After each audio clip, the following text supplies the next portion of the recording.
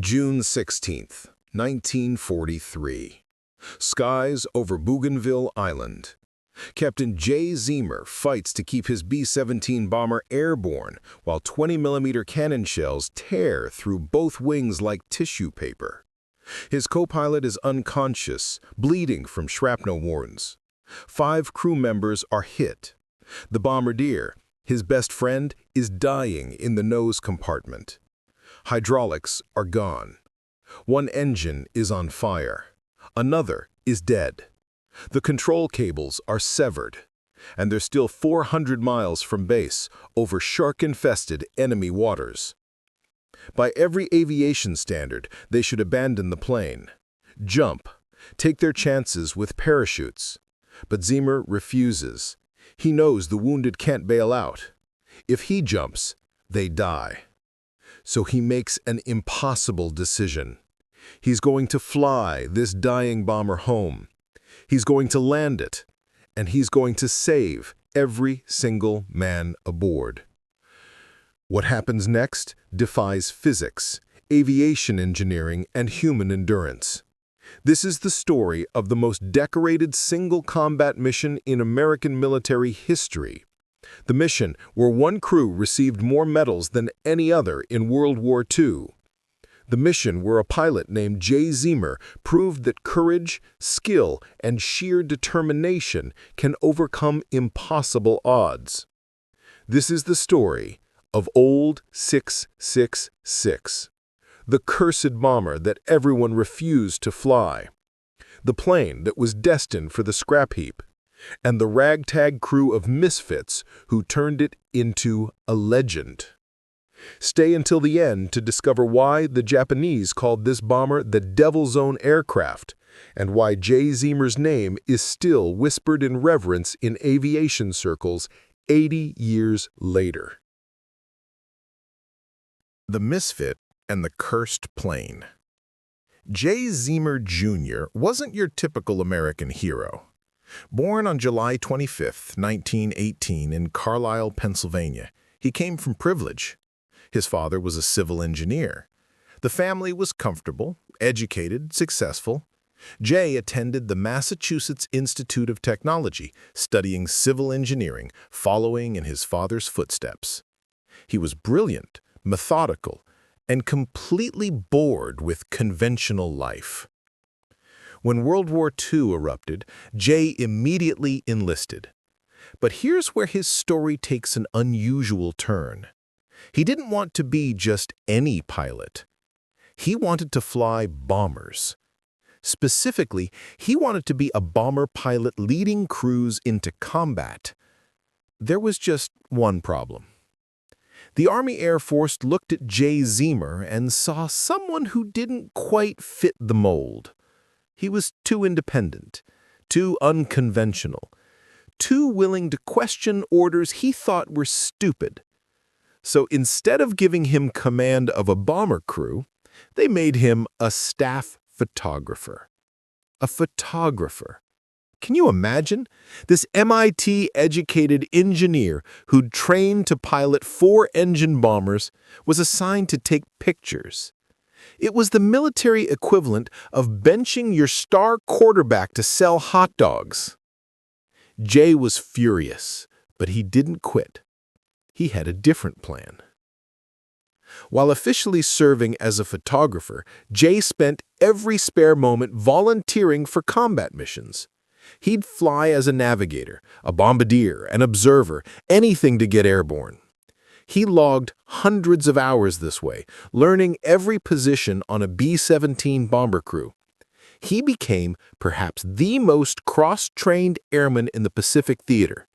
He could navigate, bomb, photograph, and pilot. Most pilots specialized. Jay mastered everything. Then he found his soulmate. Not a woman, a bomber. B-17E number 412666. The crew called it 666. Others called it Old 666, and absolutely nobody wanted to fly it. The bomber had a reputation, a curse, some said. It had been shot up repeatedly, patched together, flown by multiple crews who all reported mechanical problems, bad luck, close calls. Superstitious air crews avoided it like plague. By early 1943, old 666 sat forgotten at the edge of Port Moresby Airfield in Papua New Guinea, waiting to be scrapped for parts. Jay Zeamer looked at that rejected, cursed bomber and saw opportunity. He saw a plane nobody cared about, which meant nobody would stop him from modifying it however he wanted. He made a proposal to his commanding officer. Let me take old 666. Let me handpick a crew. Let me modify the plane, and let me fly reconnaissance missions that nobody else wants. The dangerous ones. The suicide missions deep into Japanese-controlled territory. His commander thought about it for exactly 5 seconds. Fine. Take the cursed plane. Take whatever crew of misfits you can assemble. Just get results. Jay Zeamer grinned. He'd just gotten permission to build the most dangerous, most heavily armed bomber in the Pacific Theater.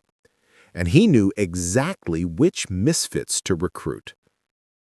Long pause. Building the crew of misfits. Jay Zeamer didn't recruit the best of the best. He recruited the rejects, the troublemakers, the guys who didn't fit in, and he built them into the most effective bomber crew in the Pacific. First, he found his bombardier, Lieutenant Joseph Sarnosky. Joe was a technical genius, a perfectionist who obsessed over bomb trajectory calculations. He was also stubborn, argumentative, and had been passed over for promotion multiple times because he couldn't keep his mouth shut when he disagreed with superiors. Jay loved him immediately. For navigator, Jay recruited Lieutenant Ruby Johnston. Ruby was older than most airmen, methodical, precise. He'd been sidelined because commanders thought he was too cautious, too slow. Jay recognized what others missed. Ruby wasn't slow, he was thorough. And on long-range reconnaissance missions over unmarked ocean, thorough meant survival. The rest of the crew came together the same way. Sergeant Forrest Dillman on radio, quiet but unshakable under pressure. Staff Sergeant William Vaughn as flight engineer, a mechanical wizard who could fix anything with wire and prayers. And several gunners who'd been disciplined for various infractions, but who could shoot straight when it mattered. This crew of misfits became a family. They worked together, drank together, trusted each other absolutely. And they began transforming old 666 into something unprecedented. Jay's plan was simple. Reconnaissance missions required flying alone, deep into enemy territory, without fighter escort. The only defense was the bomber's own guns. Standard B-17s carried 10 50-caliber machine guns. Jay thought that was pathetic. He and his crew scrounged, traded, stole, and installed additional guns everywhere they could mount them. They added guns in the nose, extra guns in the waist positions. They installed guns in positions where B-17s didn't normally have guns. They mounted a gun underneath, pointing down, covering the belly. By the time they finished, old 666 carried 19 50-caliber machine guns. It was the most heavily armed bomber in the entire theater. Some called it insane. Jay called it insurance. They didn't stop with guns. They added extra armor plating around crew positions. They installed additional oxygen systems for high-altitude missions. They enhanced the bomb sight. They enhanced the camera equipment for reconnaissance photography. Every modification made the bomber heavier, slower, less maneuverable. But it made it deadlier and more survivable. Old 666 stopped being a standard B-17. It became a flying fortress that actually lived up to the name.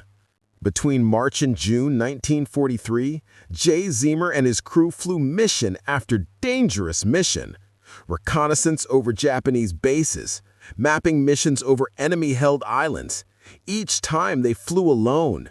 Each time they returned with bullet holes, but alive. They were building a reputation. The crazy crew in the cursed plane who volunteered for missions nobody else would fly.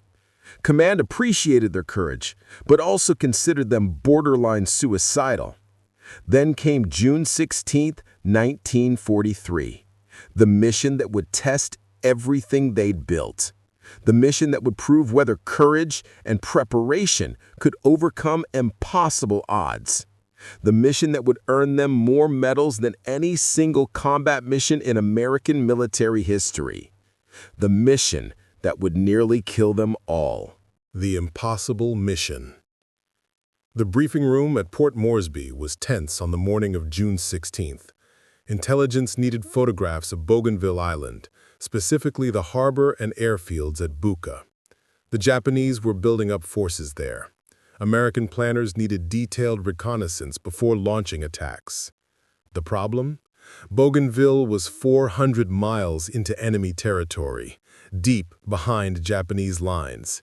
It was defended by dozens of fighter aircraft, based at multiple airfields. Any bomber flying there would be spotted immediately and swarmed by Zeros. Previous reconnaissance attempts had been disastrous. One bomber was shot down with all crew lost. Another barely limped back, so damaged it never flew again. Command needed those photographs desperately, but they weren't ordering anyone to go. They were asking for volunteers. The briefing officer laid out the mission parameters. Fly to Bougainville alone. No fighter escort. They didn't have the range. Photograph the harbor and airfields from high altitude. Expect heavy enemy fighter resistance. Survival probability was rated at less than 50%. The room was silent. Nobody volunteered. Then, Jay Zeamer stood up. My crew will fly it. The briefing officer looked relieved and worried simultaneously. Captain Zeamer, this is extremely dangerous. Are you certain? Jay didn't hesitate. We're certain. When do we launch? At 4 a.m. on June 16th, old 666's engines roared to life. The modified bomber, heavy with extra guns, armor, fuel, and camera equipment, lumbered down the runway. Jay pulled back on the controls and the bomber climbed into the dark Pacific sky. Behind him, his crew settled into their positions.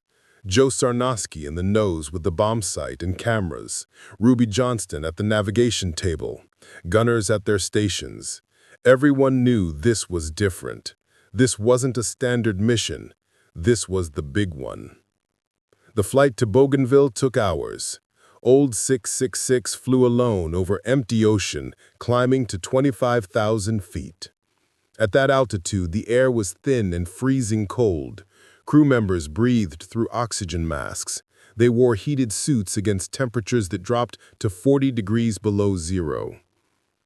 Jay maintained radio silence, no transmissions that Japanese listening posts could detect.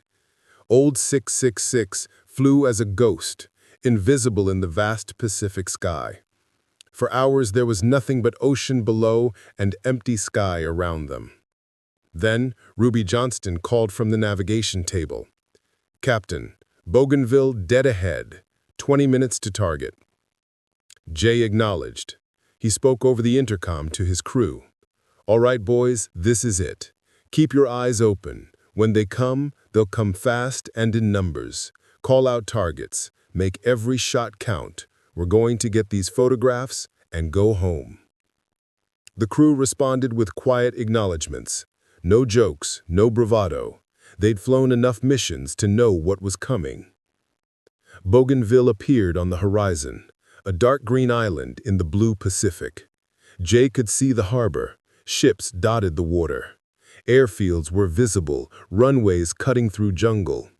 It looked peaceful from 25,000 feet. It was about to become hell. Joe Sarnosky called from the nose. I have the target. Beginning photo run. Hold her steady, Jay. Jay leveled old 666 and maintained course. The bomber flew straight and level, a perfect target. Below, Japanese radar operators watched their screens. Alarm bells rang. A single bomber, alone, over Bougainville. Scramble orders went out immediately. At 3 different airfields, Japanese Zero fighters roared down runways and climbed into the sky. Their orders were simple: destroy the intruder. No survivors. Hell from above. The first Zero appeared at 10 o'clock high, then another, then 5 more, then the sky filled with them. Fighters, 10 o'clock, the gunner's voice cracked over the intercom. I see them. Jay kept his voice calm. Everybody stay sharp. Call your targets. Fire when they're in range. The Zeros attacked in waves. Japanese doctrine emphasized aggressive fighter tactics. They dove from above, firing 20mm cannons and 7.7mm machine guns. Tracers streaked through the sky. The distinctive rattle of old 6.66's 50 caliber guns answered. The extra guns Jay had installed now proved their worth. Old 6.66 could fire in nearly every direction simultaneously. Zeros attacking from the nose ran into concentrated fire from multiple guns. Those attacking from the sides faced the waist gunners. The tail gunner covered the rear. The belly gun defended below.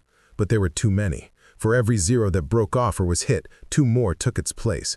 Japanese pilots were good, experienced, aggressive. They pressed attacks despite defensive fire. Joe Sarnosky continued his photography work in the nose. Shells exploded around the bomber.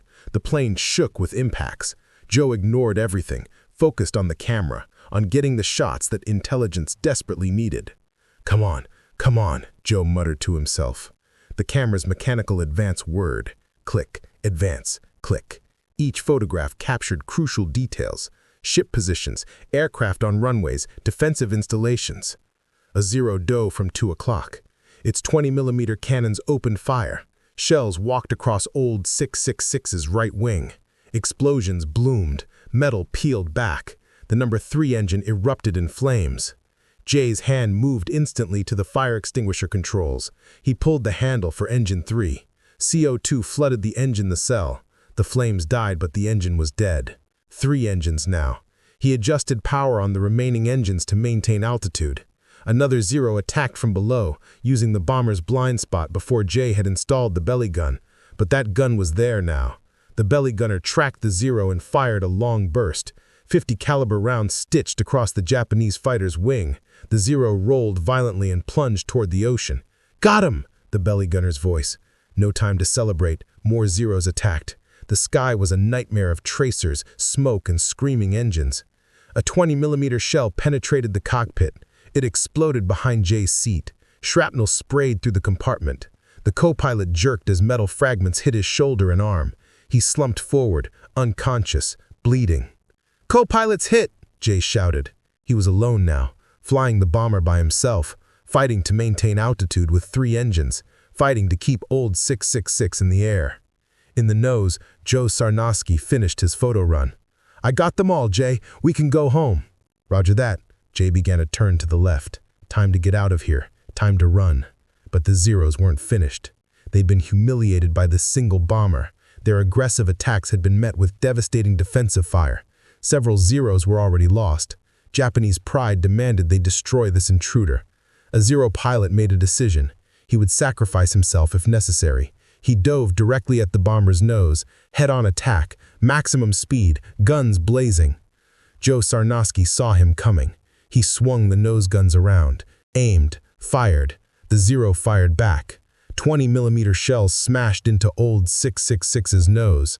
The plexiglass nose cone shattered. Shells exploded inside the compartment. One hit Joe directly. The impact threw him backward. Blood sprayed across the bomb site. He collapsed onto the floor of the nose compartment. His right side was torn open by shrapnel. But he'd hit the Zero. His burst caught the Japanese fighter's engine. Smoke poured out. The Zero rolled and fell away. "Joe's hit!" someone screamed over the intercom. "Joe's hit bad!" Jay couldn't leave his position. He was flying solo. The co-pilot was unconscious. He had to keep the bomber airborne. "Get him to the radio room. Apply pressure to the wounds. Keep him alive." But there was too much blood. Joe Sarnosky, the bombardier who'd never given up, who'd completed his mission even under fire, was dying. Sighting through hell. Old 666 was dying. Jay could feel it through the controls. The bomber responded sluggishly. Control cables were damaged. Hydraulic pressure was dropping. 2 engines were out now. The number 4 engine had taken hits and was running rough, barely generating power. They were still 400 miles from base, over enemy waters, losing altitude slowly but steadily, and the Zeros were still attacking. Jay's world narrowed to simple survival. Keep the wings level. Maintain airspeed. Don't let the nose drop. His arms burned from gripping the controls. Every input required force. The damaged hydraulics meant he was fighting the bomber's weight directly. Behind him, the crew fought their own battles. Gunners fired at attacking Zeros. Spent shell casings littered the floor. The acrid smell of gunpowder filled the fuselage. In the radio room, crew members worked desperately on Joe Sarnowski. They dragged him back from the shattered nose compartment. They applied pressure to his wounds. They wrapped him in blankets against the freezing high-altitude air. But Joe was slipping away. He regained consciousness briefly, looked up at the faces of his crewmates. "Did we get the photos?" His voice was a whisper. "Yeah, Joe, we got them all." Joe smiled. "Good." Then he closed his eyes. Joseph Sarnowski died there in the radio room, surrounded by the crew he loved, having completed the mission. He was 29 years old. The crew didn't have time to grieve. The fight continued. Another Zero made a run from 6 o'clock.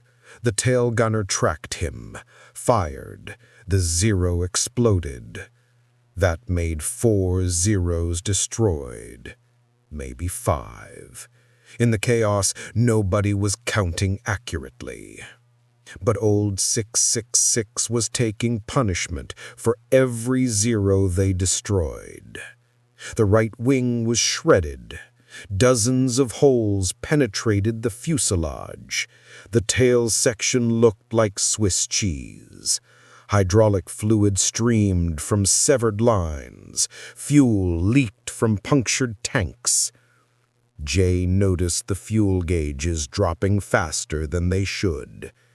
They were losing fuel. He did quick mental math. 400 miles to base. Current fuel consumption rate including leaks. They might not make it. They might run out of fuel 50 miles from safety and ditch in the ocean. But Jay didn't share that calculation with his crew. They had enough to worry about. Gradually, finally, the Zero attacks lessened. The Japanese fighters were reaching their fuel limits.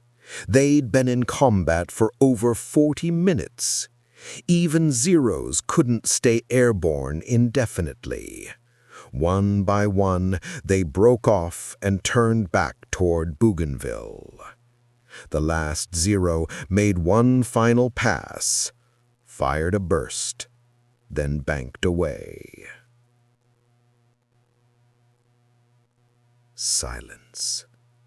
Relative silence, anyway. The 2 remaining engines roared. Wind howled through hundreds of holes in the fuselage, but the gunfire stopped. "I think they're gone," a gunner's voice, uncertain, exhausted. Jay keyed the intercom. "Damage report. Everyone sound off." The reports came in. Copilot, unconscious. Wounded but alive. Joe Sarnosky, dead. 3 other crew members wounded by shrapnel, none critically. Multiple systems damaged. But they were still flying. "All right." Jay's voice was hoarse. "We're going home. Ruby, give me a heading." Ruby Johnston, the methodical navigator, had been working throughout the battle, tracking their position, calculating course corrections. "Heading 140, Captain. Approximately 380 miles to Port Moresby." 380 miles. Over 2 hours of flying at their current reduced speed. 2 hours with damaged engines, leaking fuel, no hydraulics, wounded men aboard. But Jay Zeamer had made a promise. He was bringing his crew home, all of them, living or dead. He trimmed the controls as best he could, settled into the long flight home, and began the most difficult hours of his life. The bomber limped across the Pacific, losing altitude slowly, burning fuel faster than normal. Every minute felt like an hour.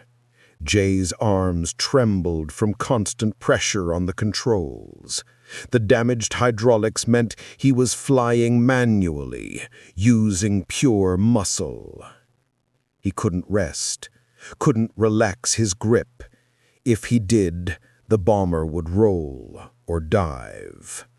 So he held on. His hands cramped, his shoulders burned, sweat soaked his flight suit despite the freezing high-altitude temperatures. Behind him, crew members did what they could. They treated the wounded. They covered Joe Sarnosky's body respectfully. They monitored systems, looking for new problems.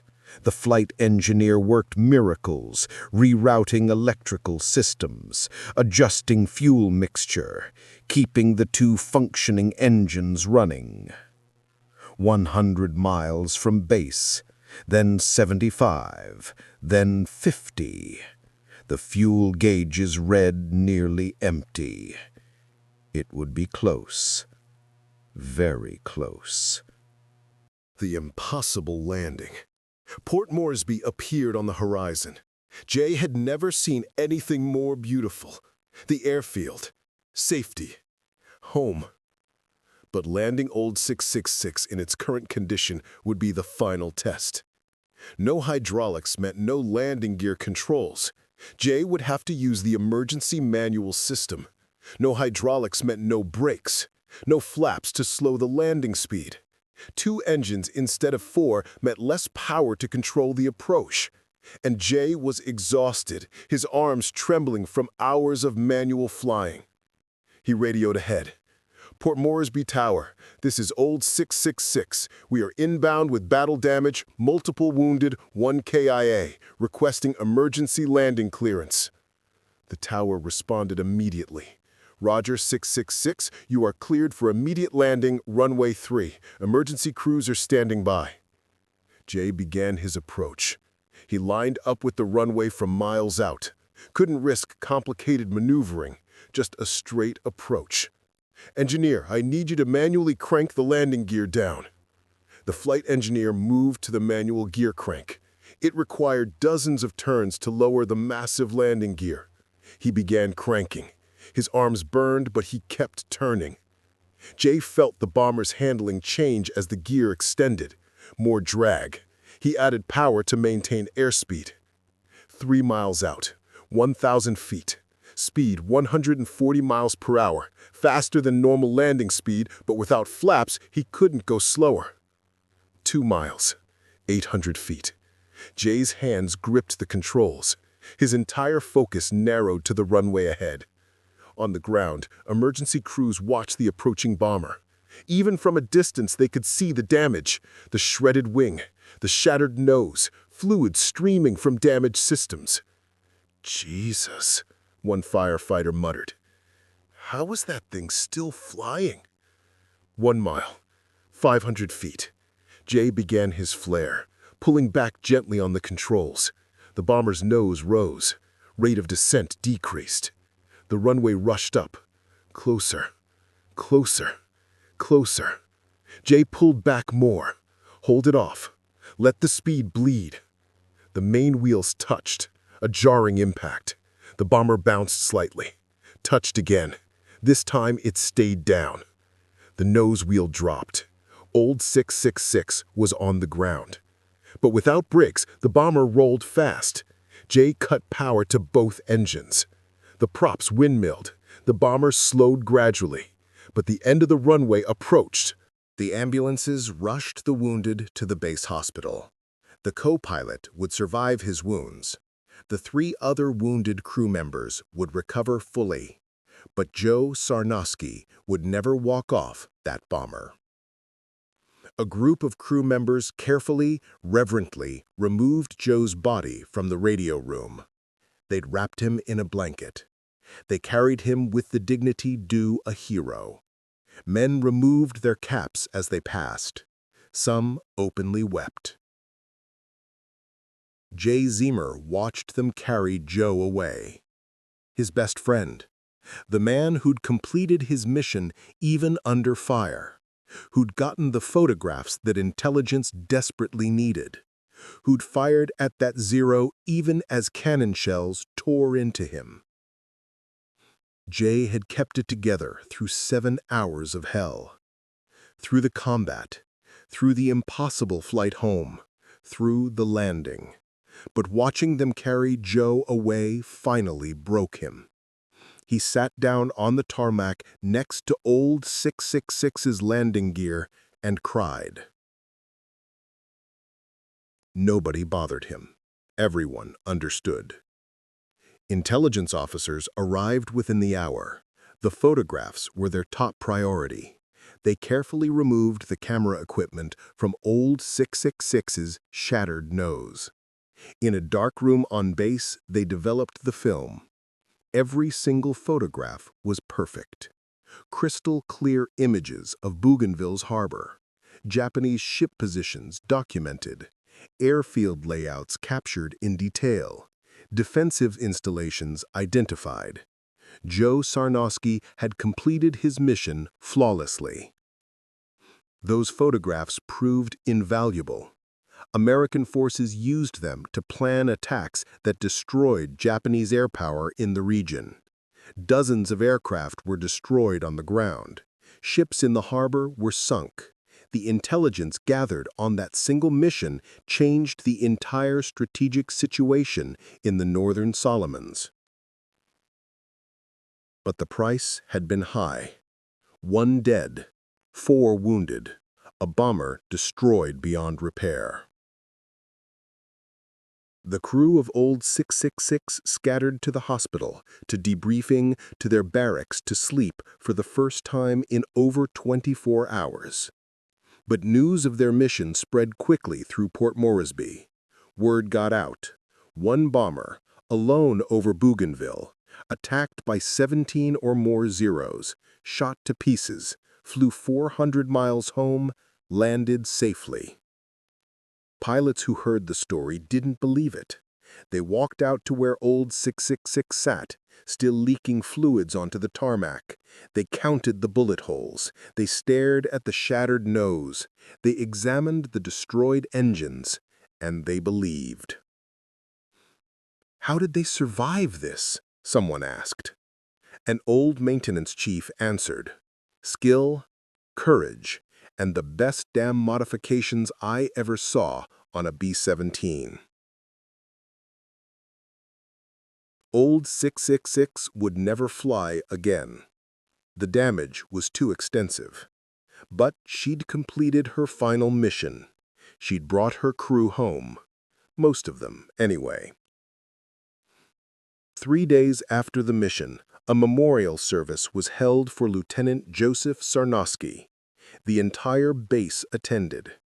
Hundreds of men stood in formation while a chaplain spoke about courage, sacrifice, and duty. Jay Zeamer stood at attention, staring straight ahead. His face was expressionless, but tears ran down his cheeks. When the ceremony ended and taps played across the airfield, grown men cried without shame. Joe's body was sent home to Pennsylvania. His family received a telegram. The Secretary of War desires me to express his deep regret that your son, Lieutenant Joseph Sarnosky, was killed in action in the performance of his duty and service to his country. But that telegram couldn't capture what Joe had actually done. It couldn't describe his courage, his determination, the way he'd completed his mission even while dying. For that, something more was needed, something rare, something reserved for only the most extraordinary acts of valor. Within weeks, recommendations began moving up the chain of command. Recommendations for medals, not just any medals, the highest medals America could award. The crew of Old 666 was about to become the most decorated crew from a single mission in the entire war. And two men, one living and one dead, were about to receive the Medal of Honor, the highest award for valor. The medal that says this person went above and beyond every expectation. This person demonstrated courage so extraordinary that the nation itself must recognize it. But medals come later. First came recovery. First came healing. First came the slow process of dealing with what they'd survived. Jay Zeamer spent a week in the hospital. Not for physical injuries, though he had minor wounds. He was there for exhaustion, for shock, for the psychological impact of 7 hours holding a dying bomber together by sheer willpower. Modern doctors would recognize PTSD. In 1943, they called it combat fatigue. Whatever the name, Jay needed time to process what he'd experienced, needed time to mourn his friend, needed time to accept that he'd survived when Joe hadn't. Survivor's guilt is a real thing. Jay struggled with it. Why had he lived when Joe died? Both were in the same plane. Both faced the same danger. But fate, or luck, or God's will had chosen differently for each of them. Eventually, Jay came to terms with it. Joe died completing his mission. The photographs he'd taken saved American lives, shortened the war even if just by days. That had to mean something. That had to be worth the price. And Jay had kept his promise. He'd brought the crew home. Not all of them breathing, but all of them home. He'd refused to abandon ship even when it would have been justified. He'd flown that mangled bomber across 400 miles of ocean through sheer determination. That counted for something, too. The most decorated mission. January 6, 1944. 7 months after that impossible mission over Bougainville. A ceremony at Port Moresby.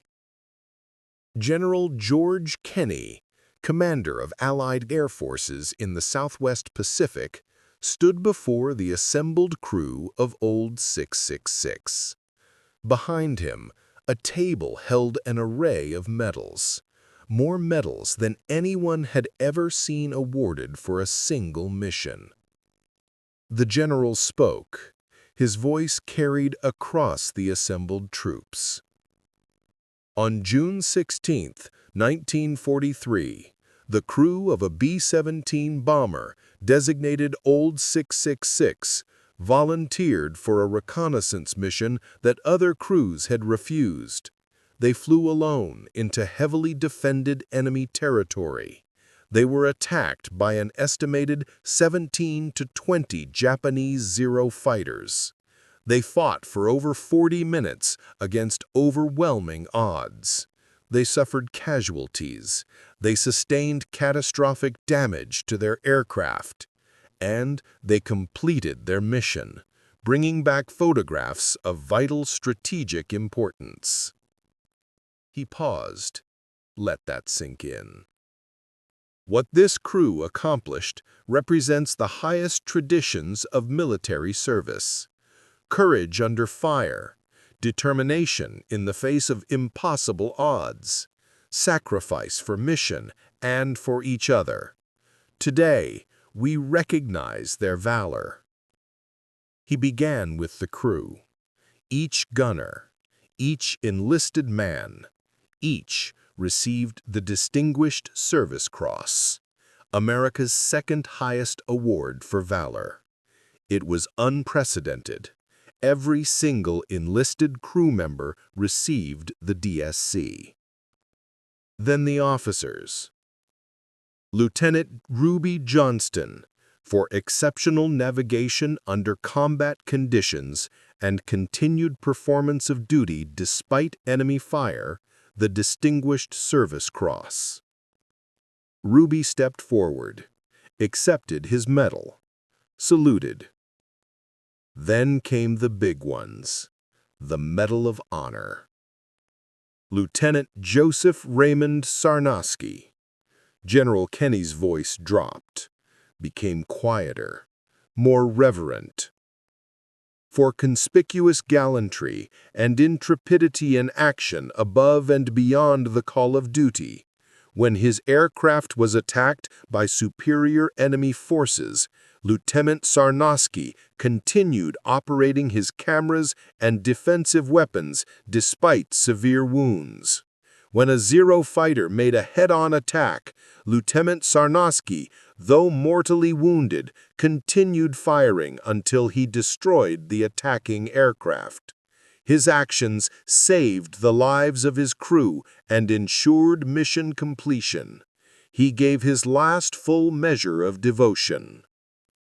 Joe's Medal of Honor was accepted by his father, who'd traveled to the Pacific for the ceremony. The old man's hands shook as he received the medal, his son's medal, the medal his son would never wear. There wasn't a dry eye in the formation. Then General Kenny turned to Jay Zeamer. Captain Jay Zeamer, Jr., for conspicuous gallantry and intrepidity in action above and beyond the call of duty. Captain Zeamer volunteered for a critically important mission that other crews had declined. When attacked by overwhelming enemy forces, he remained at the controls despite severe damage to his aircraft and wounds to his co-pilot. For over 7 hours, he flew his critically damaged bomber through sheer skill and determination. He refused to abandon his aircraft or his wounded crew. Through extraordinary airmanship and courage, he brought his crew safely home. General Kenny stepped forward, pinned the Medal of Honor on Jay's chest. "Your nation is grateful, Captain." Jay saluted. "Thank you, sir, but this belongs to all of us, especially Joe." The general nodded. "Joe's courage will never be forgotten, nor will yours." The ceremony concluded, but the significance of what had just happened couldn't be overstated. The crew of Old 666 had received more decorations for a single mission than any other crew in American military history. 2 Medals of Honor, 5 Distinguished Service Crosses, multiple Silver Stars and Distinguished Flying Crosses. It was unprecedented. It would never be matched. But beyond the medals, beyond the recognition, the mission itself became legend. Training squadrons taught it.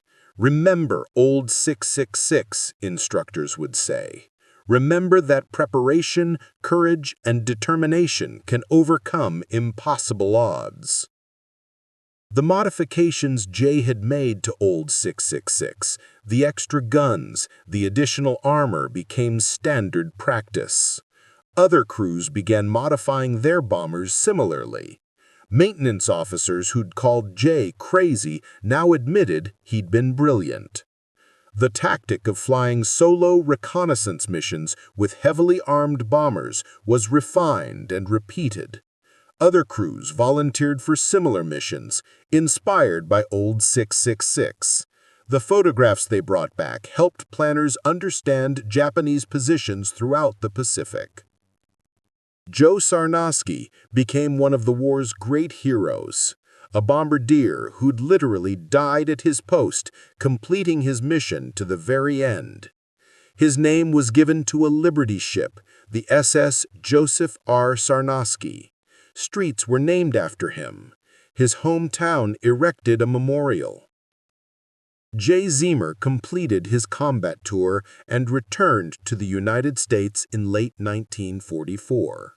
He was assigned to flight training, teaching new pilots. He spent the rest of the war passing on the lessons he'd learned. After the war, Jay remained in the Air Force for a while, before eventually leaving military service. He lived quietly, rarely speaking about his Medal of Honor. Those who knew him said he always deflected credit.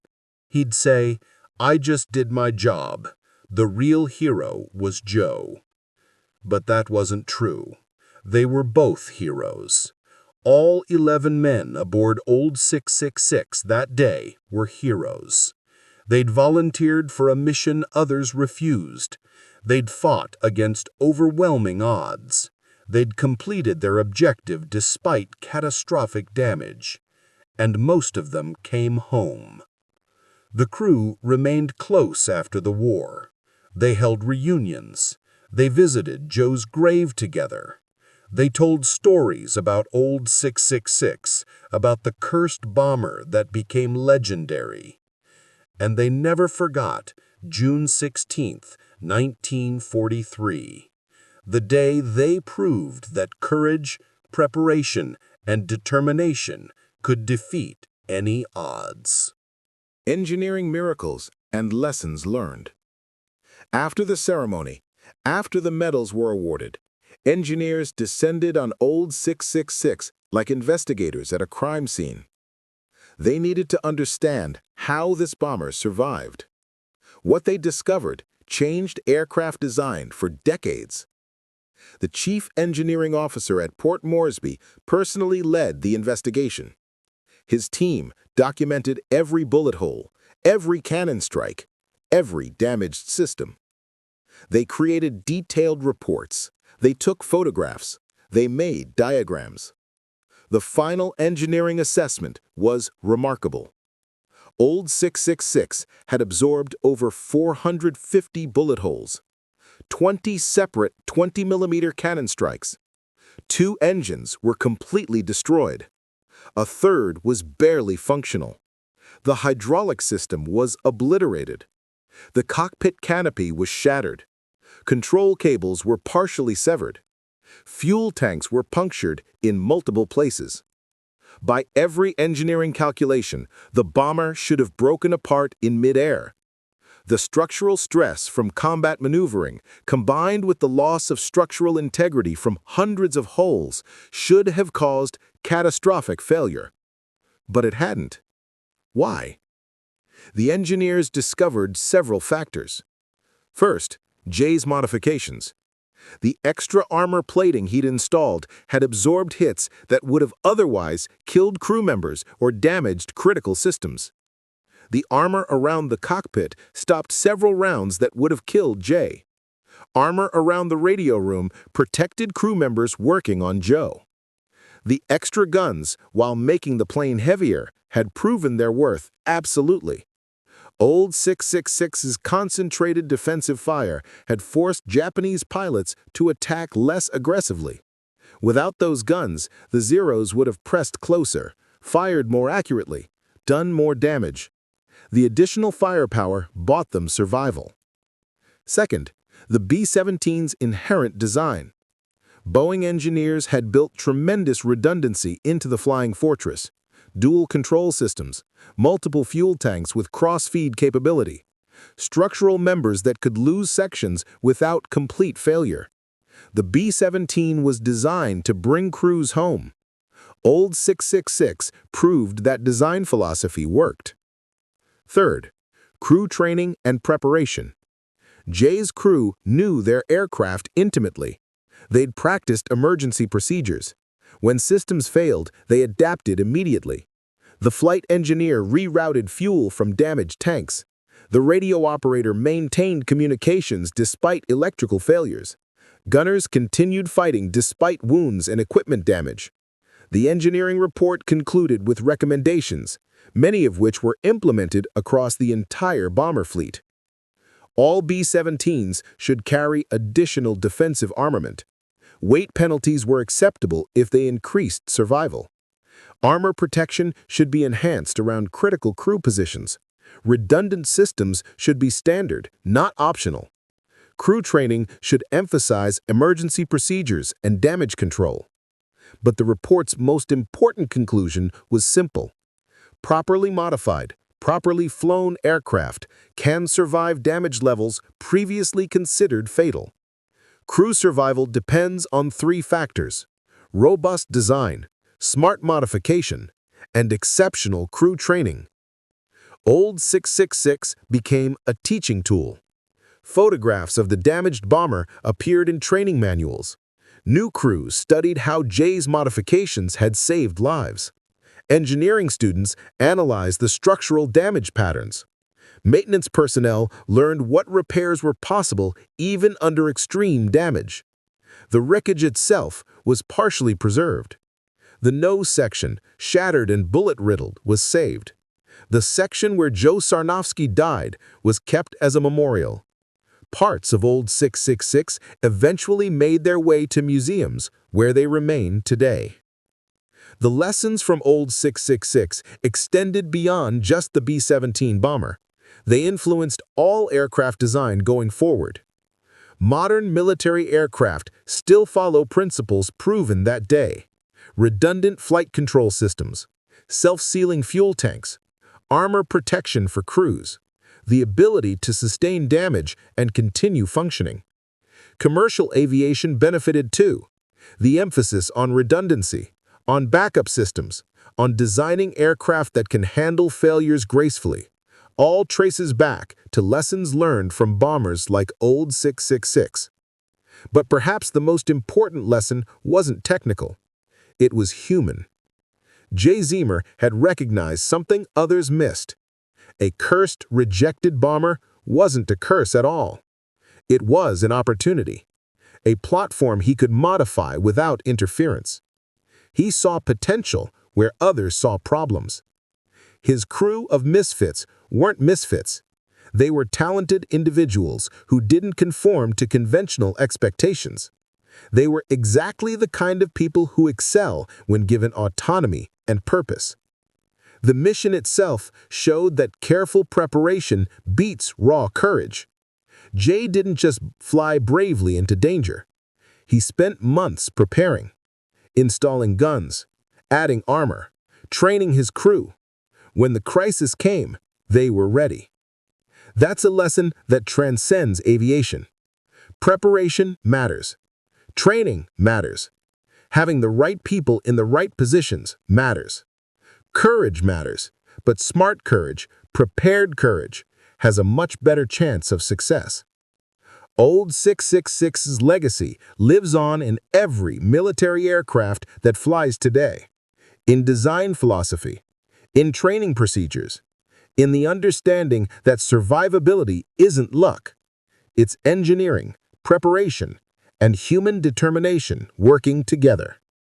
But most importantly, Old 666's legacy lives in memory. The memory of a crew that refused to quit. The memory of a bombardier who completed his mission while dying. The memory of a pilot who brought his crew home against impossible odds. That memory has inspired generations of aviators. It will continue inspiring them, because courage, preparation, and determination never go out of style. He was 88 years old. He died peacefully, surrounded by family, having lived a full life after the war. In his later years, Jay rarely spoke about his Medal of Honor. He attended some veteran reunions. He occasionally spoke to school groups, but he always deflected personal recognition. "I was just the pilot," he'd say. Joe was the real hero. But that humility, that refusal to seek glory, was itself heroic. Jay Zeamer understood something that many people never learn. Real courage doesn't need recognition. It acts because action is necessary, not because rewards await. The surviving crew members of Old 666 maintained contact throughout their lives. They visited each other. They attended Joe Sarnosky's memorial services. They shared stories with their families about that day in June 1943.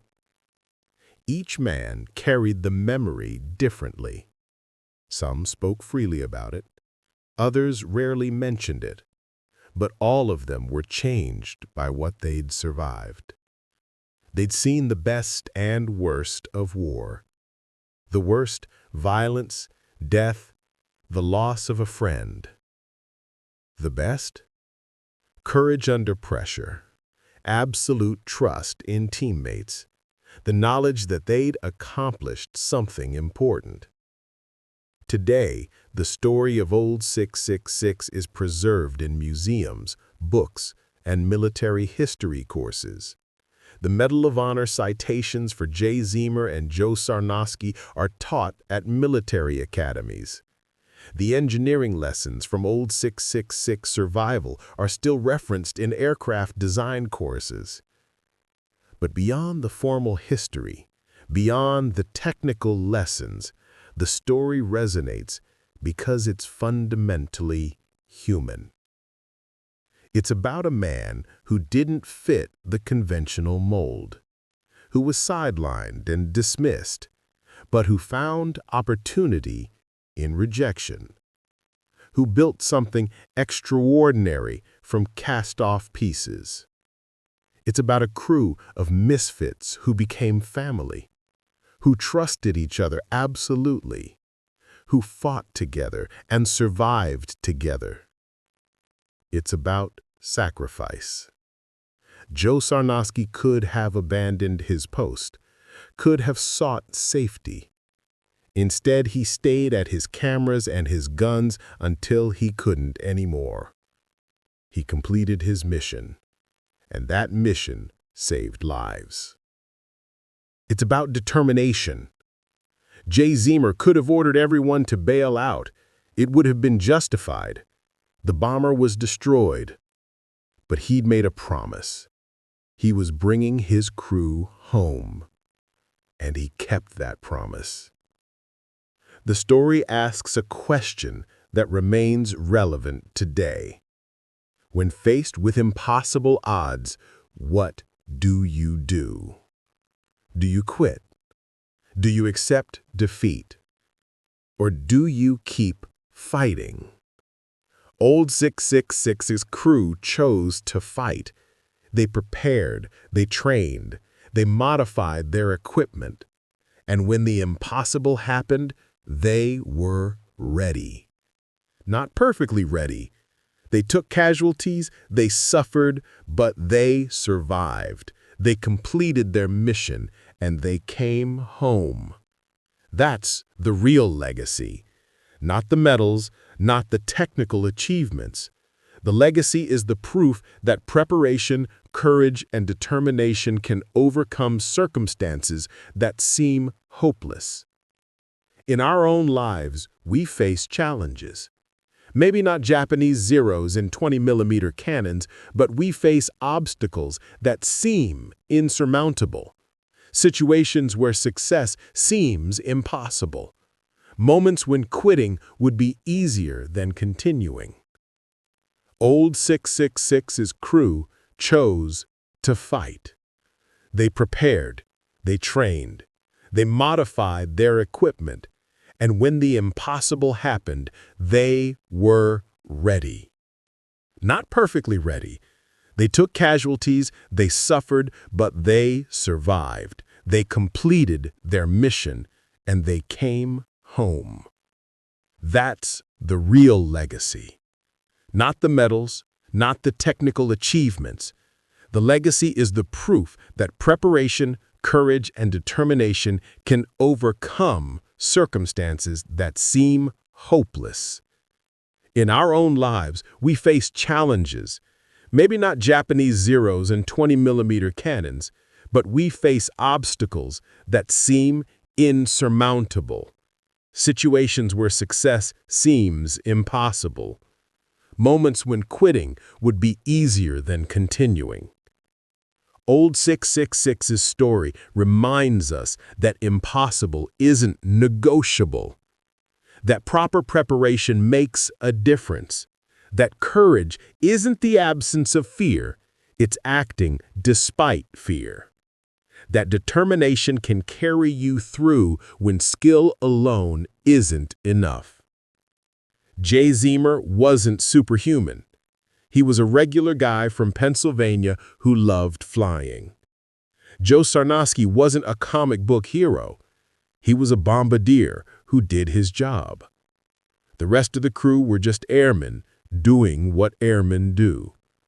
But together, prepared, determined, they achieved something extraordinary. They turned a cursed bomber into a legend. They completed a mission others refused. They survived damage that should have killed them. They proved that courage and preparation can overcome any odds. And they remind us 80 years later that ordinary people can do extraordinary things. When they prepare, when they train, when they refuse to quit, when they trust their teammates, when they keep their promises. The next time you face something that seems impossible, remember Old 666. Remember a crew of misfits who volunteered for a suicide mission. Remember a pilot who flew 7 hours with a dying plane. Remember a bombardier who completed his mission while dying. Remember that they were just people. Regular people who chose to prepare, chose to fight, chose to never give up. And remember that you can make the same choice. Old 666 flew one final mission and brought her crew home. That's all any of us can do. Complete our mission, bring our people home, do our job no matter the cost. Jay Zeamer and Joe Sarnosky showed us how. The question is, will we follow their example? The story of Old 666 doesn't end with medals or museums. It ends with you, with me, with everyone who hears this story and decides that impossible isn't the end of the conversation. It's just the beginning. That's the real legacy of the cursed bomber that became a legend. That's the legacy of courage, preparation, and the refusal to quit. That's the legacy of Old 666. Note: this story has been thoughtfully reimagined using AI tools to create a unique retelling, combining historical inspiration with cinematic narrative. While grounded in reality, some elements have been adapted for storytelling purposes.